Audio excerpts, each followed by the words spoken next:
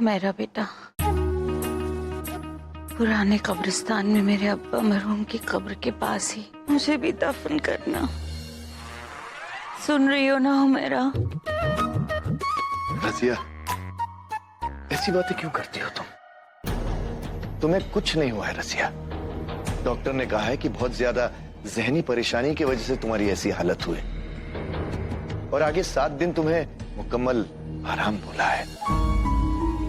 बिस्तर से हिलना भी मना किया है रजिया। क्या 7 दिन? कम से कम 7 दिन। 5 दिन, सिर्फ 5 दिन बचे हैं। जी 7 दिन तो बहुत ज्यादा होते हैं। 7 दिन में तो ये दुनिया 7 बार घूम जाती है और मेरी जिंदगी का तो कोई भरोसा ही नहीं है। बस मेरी एक बात मान लीजिए, किसी भी तरह अयान और हुमैरा का निकाह करवा दीजिए। जी निकाह नहीं करवा सकते तो कम से कम सगाई तो करवा दीजिए। हम तुम्हारी तड़प समझते हैं रजिया, लेकिन अगले 7 रोज तक ये सगाई नहीं हो सकती। पूरा एपिसोड देखिए ZEE5 पर। पता भी है कि तुम क्या कह रही हो?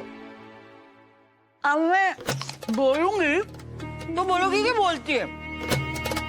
हसीना, तुम तो ऐसे दिखा रही हो जैसे मैंने जो कहा है वैसा करने की तुमने कभी सोची ही नहीं। हाय, अब तुमसे क्या छुपा है? तुम्हें पता है जब मेरा इमरान पैदा हुआ था ना, तो मेरी अम्मी ने गले से लगाकर पहली बात यही बोली थी कि भाई बेटा तो आ गया है, बहू का क्या होगा? सच बताओ, मैं काफी वक्त से निखित का घर में आने का इंतजार कर रही हूँ। तुम तो जानती हो ना, हर बेटे की माँ का यही अरमान होता है, उसकी बहू घर आए, उसकी बात सुने और वो उस पे हुक्म चला सके। हाँ माशाअल्लाह हसीना, शक्ल तो तुम्हारी बिल्कुल सास जैसी है।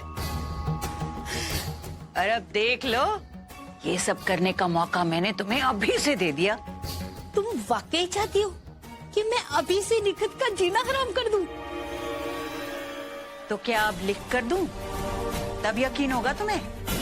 और तुम ये भी नहीं बताओगी कि तुम ऐसा चाहती क्यों? हाँ ना, नहीं बताऊंगी। और वैसे हसीना, इससे तुम्हें फर्क क्या पड़ता है?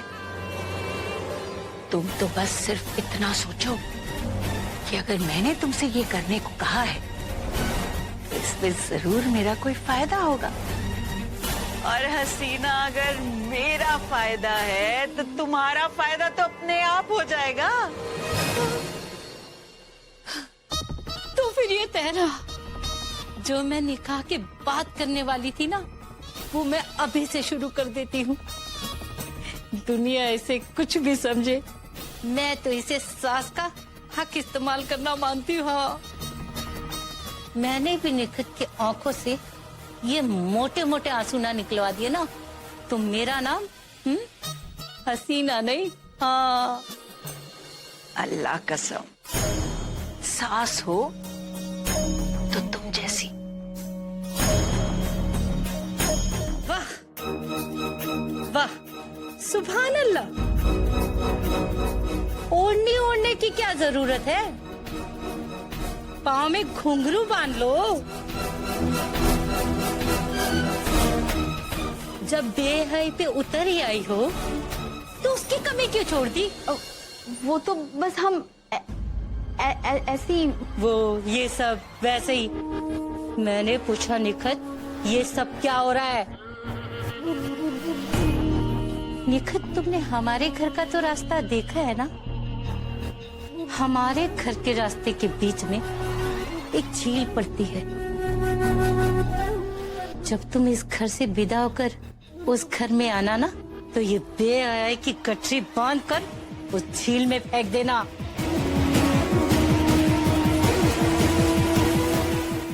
तो ये आंटी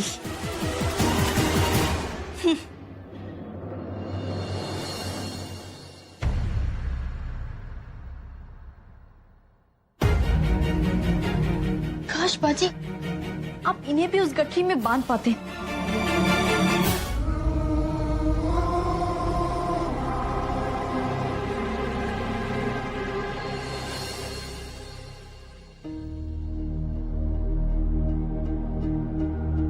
तनु, तुम कब तक हम सबसे सच छुपाती रहोगी? किसने किया तुम्हारे साथ ऐसा?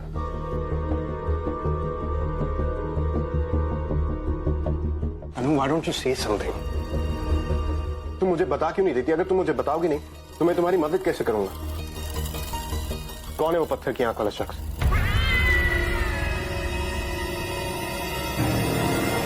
तनु, कल तुम्हारे साथ जो कुछ हुआ, you could have died. जमी, इस बारे में हम किसी को कुछ भी नहीं बता सकते। तनु, तुम मुझे भी नहीं बता सकते।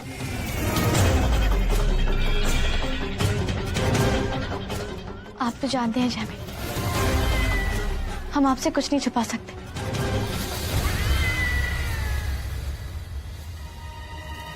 लेकिन लेकिन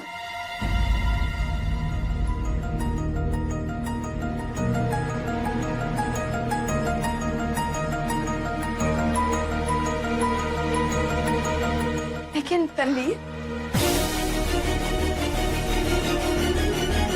अब कैसी तबीयत है तुम्हारी? अब मैं तुम्हारे लिए फ्रेश जूस लेकर आई हूँ, पी लो। हम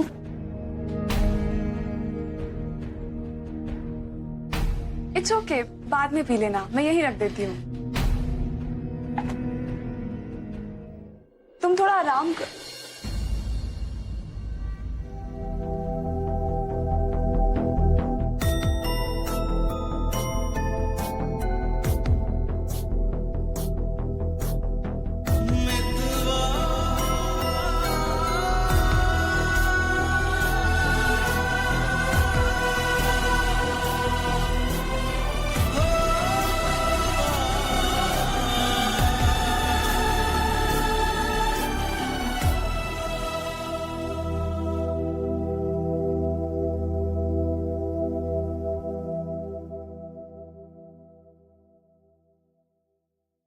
तनवीर, तुम जूस पी लो ना, तुम्हें अच्छा लगेगा। तनु को जूस मैं पिला दूंगा। आप प्लीज जाकर अम्मी की मदद कर सकती किचन में? नहीं नहीं, एक्चुअली फुप्पी ने मुझे यहाँ तनवीर के पास मैं भेजा। जानता हूँ, लेकिन अब मैं आपसे कह रहा हूँ कि आप जाकर अम्मी की मदद कीजिए प्लीज। इट्स ओके, फुप्पी कर लेंगी। यहाँ तनवीर को किसी चीज की जरूरत हुई तो मैं ले आऊंगा।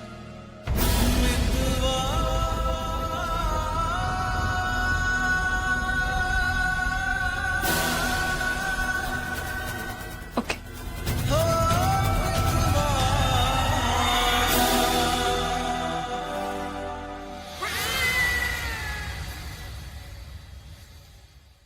तनु, मैं अभी आता हूँ।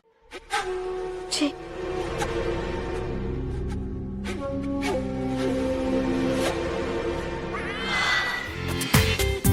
पूरा एपिसोड देखिए ZEE5 पर।